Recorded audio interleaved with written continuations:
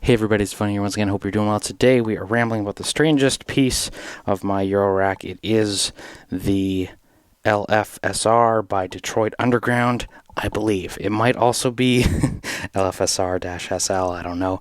This is the original DIY version. I know there is a factory version as well, but they differ in some ways. But it is a big mystery to me. Normally I start out by saying it sounds like this and then we jam, but today concept for the video is basically we're gonna try and uncover what this actually does in the comments, because I could find like nothing about it online. There is a manual for it that is no longer around. Detroit Underground, who is still around, is like a music label, but I don't think they are making new Eurorack modules. Correct me if I'm wrong. I don't know. It's a mysterious thing. It's beautiful. I'll give you, here's the context with this one. I'll give you the story, I guess, and then we'll jump into trying to figure it out. But I went on Craigslist or Facebook Marketplace, I can't remember which, and I bought this data and a BeatStep Pro and maybe one other module, but the seller was like, hey, I have this. I think it was because we were talking about the YouTube channel. I can't remember, though. I was like, I have this Detroit Underground shift register. I'm not using it for anything. It was just like from a DIY kit. Do you want it? And I was like, free module. I can't say no.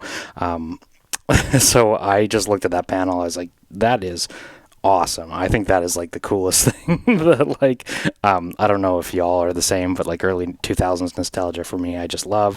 I feel like this is like, I don't know, Jet Set Radio or like Fusion Frenzy or whatever. I'm just like over the moon with it. I don't know what this controller is with the two arms and the middle button or how that relates to a shift register, but I didn't understand what a shift register was either. So it's not a clock divider, it's not a frequency shifter, it's not a pitch shifter, it's sort of its own binary conversion thing. At least that's how I was learning about it on the Zorlon Canon, and I don't know if this is different because there was a manual for it. It is since gone. I could find like very little about this thing online.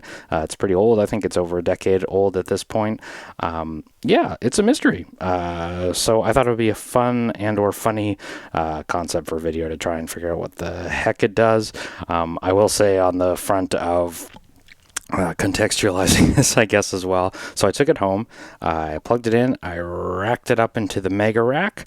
On the back it has the 16-pin connector, not the 8-pin connector, but it doesn't say on this, and I don't know if that's just because it's the DIY version or what, but it doesn't say which is the negative side of this thing. So I connected it basically across my fingers and plugged it in, and it didn't turn on, and I was like, oh god.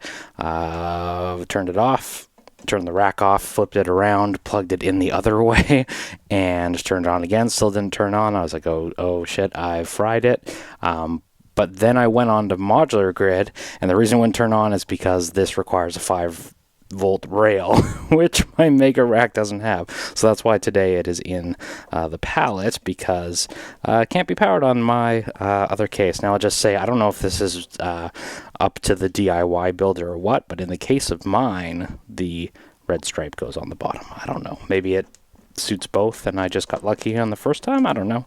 I don't know. There's going to be a lot of I don't knows on here. So from what I do remember on my experience with the Zorlon Canon, and just like all of my videos, I'm sure people are going to be quick to step in and correct us in the comments about how these things actually work. But on the Zorlon Canon, you got to choose like a sequence. So if the clock is expressed in pulses in these square-ish waves, well, I guess they are square waves. I think the scope is just kind of adding a step there based on the refresh rate and what have you. What I'm going to do right now, just to give you some context, we're sending a clock into this mult, malting it out here and scoping it here so you can see we just have our 4 ppqn, I believe, coming in there, and then we're going to scope in some other things, because the only clearly labeled thing on here is clock input. So when I patch into the clock input, boom, we see some stuff. We see lights coming out. So what comes out of these outputs? This one has some arrows. We've got long gates. I don't know if this means it's I don't know what it means. Like, it's converting this clock into some outputs. So I'm going to assume if it's anything like the Zorlon cannon, that these are going to control the density of the pulses, but then I don't know what the difference in these outputs are. So if I scope these outputs, are these inputs? Nope. Oh, no, we do have pulses coming out of there. Right? Because I thought these were inputs. Yeah, no, there's definitely stuff coming out of there too. Okay, so that's really weird. I thought those were inputs. So we do have a clock in. And then a D output? No, the D is pointing to here. So, okay, so this one's... looks like a straight clock divider, right? It's going at half the rate. It looks like this one is in a third. Are those straight clock dividers? If I go into this loop button, turn it on, does it change that? Oh, so this is like a latching switch, if you can see. Hopefully it's up. Press it, it sticks down. Doesn't seem to change our output, though.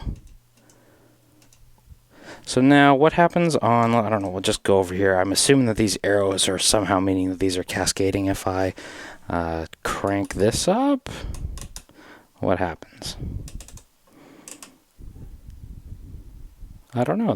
I see some pulses coming through. I don't know. These ones just have lights on, so there's also this +1 button here. And maybe this is an input. So we've got, so far we're discovering every single thing on here is an output. And I don't know what the loop is doing.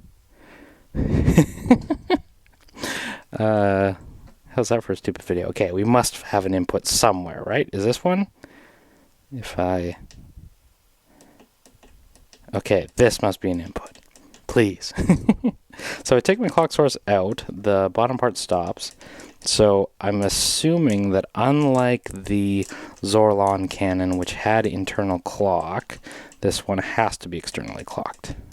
I can't tap this in, I guess. I can't loop that either. If I send the clock into this input, does anything happen? No? What happens on the output if we scope it? Sorry. Okay, we got fixed voltage coming.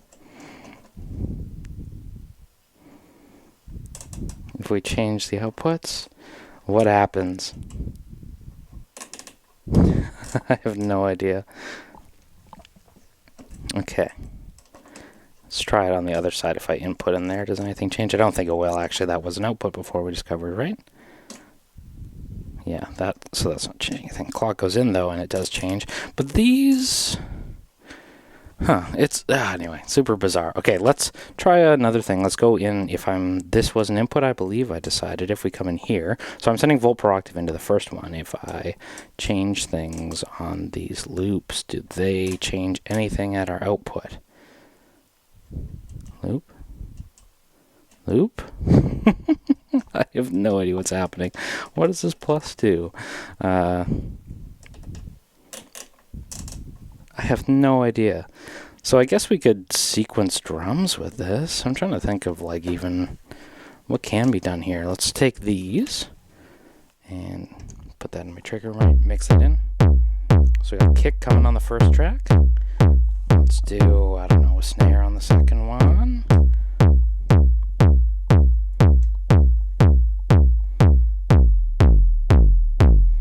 Turn that down just a hair.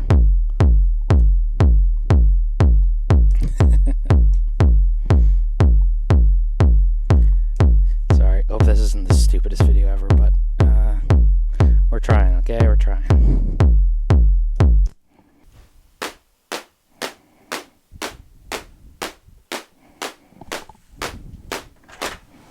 All right, sorry. We got clock going in.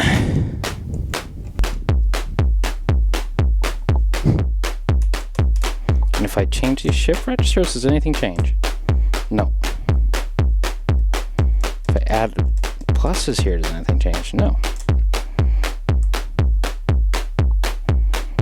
If I do these other outputs, what is this?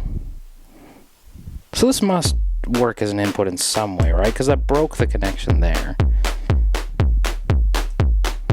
The loop doesn't seem to be doing anything either. Total mystery. Okay, let's bring in a third. So it allows you to make this syncopated drum beat thing, but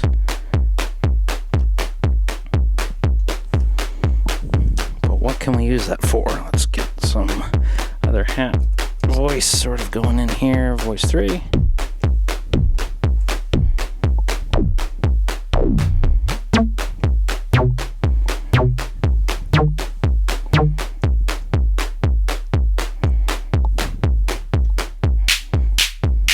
Yeah, so I have no idea.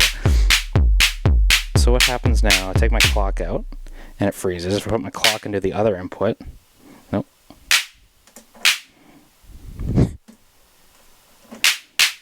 Check the clock into the top input, nothing changes either.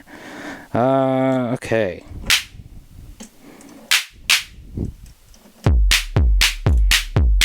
So bizarre.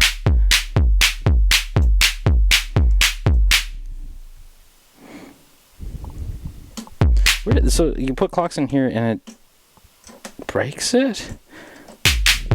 I guess the other thing I should consider too, though, is like, if this is DIY, is there problems with the build too? Which I'm not assuming there is. I just like have zero idea. So if we send clock into the first one, nothing comes out. If we do, I don't know, what if we... What a mystery, I'm telling you. Clock in. Okay, so...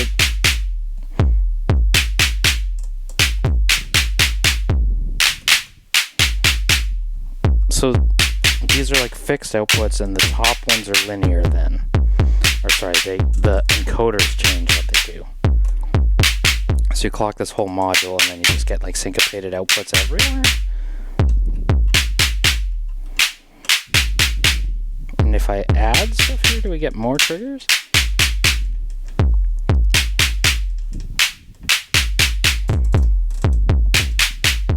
Loop? Oh, I had loop engaged.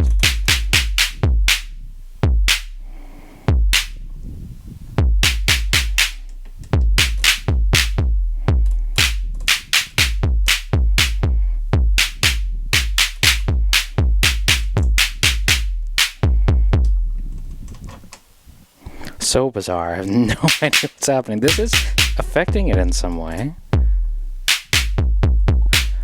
So, what happens if I send audio into this? Sorry. I guess I need to take... So I send audio signal in, and then I'll take my triggers and mix them into the outputs instead, and then... Oh, this is so confusing. What is even happening, y'all? Okay, clock in is audio right in.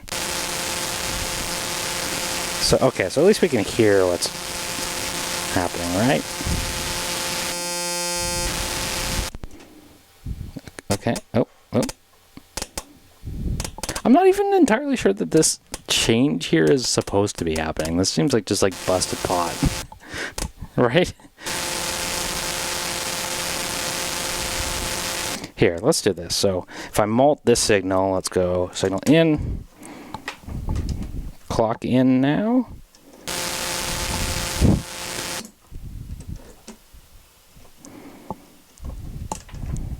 And then if we scope the output here, no, nothing there. Here, nothing here. Loop do anything? No. If we do here.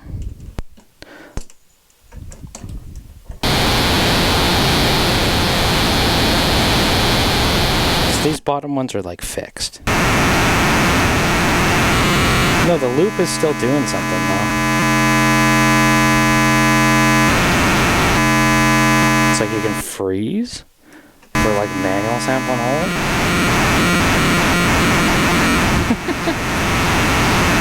So what happens on this one?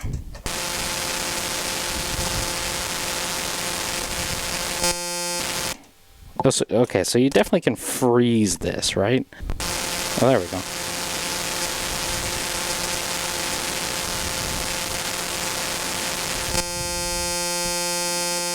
Yeah, so you can freeze a frequency if you like it, I guess.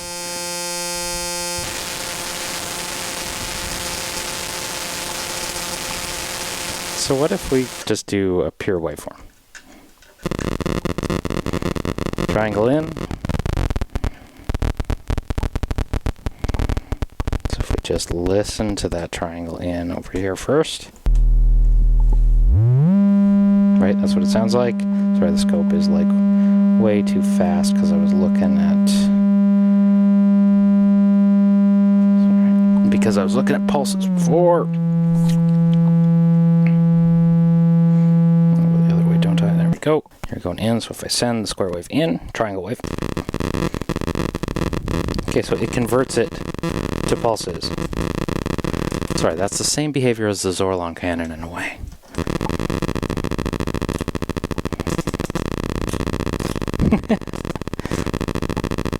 I have no idea, y'all. Okay, so you can freeze stuff on here? Is this input then a clock for freezing? For like sample and hold? Okay, it must be. Yeah.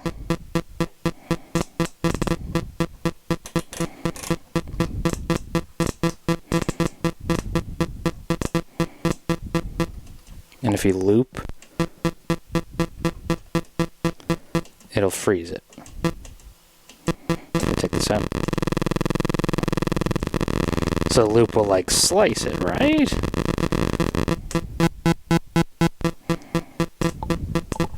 I don't know. Okay.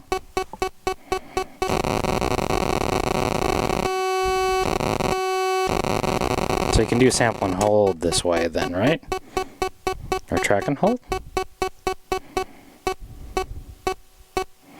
Okay, let's increase my gate length.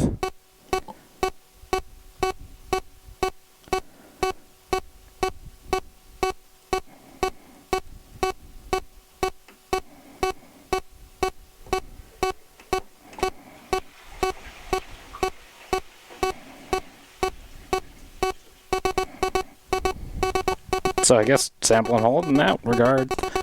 I don't understand what these knobs do. I really wish it would. That's what happens on the other output.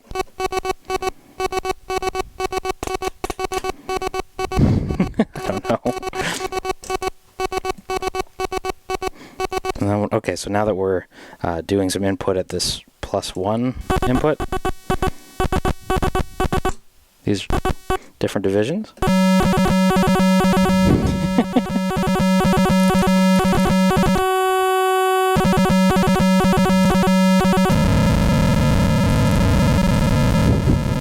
I have no idea, y'all. Here, let's go over the square wave.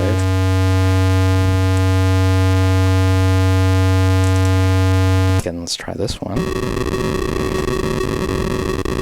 I still don't get what... Is this the length of the slice? Slice is my word, right? Like, these knobs do change some pitch, but... I don't know. Okay, so the triangle wave. I have no idea what's... We're doing Morse code.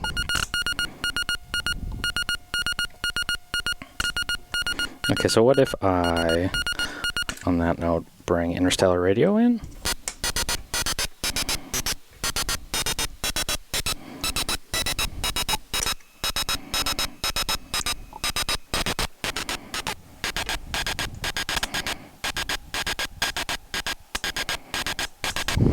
I have no idea. Okay, I'm gonna hopefully pass this mystery on to y'all. Can you find the manual? It's listed on Modular Grid, but the link is dead. I went on Wayback Machine, I couldn't find it.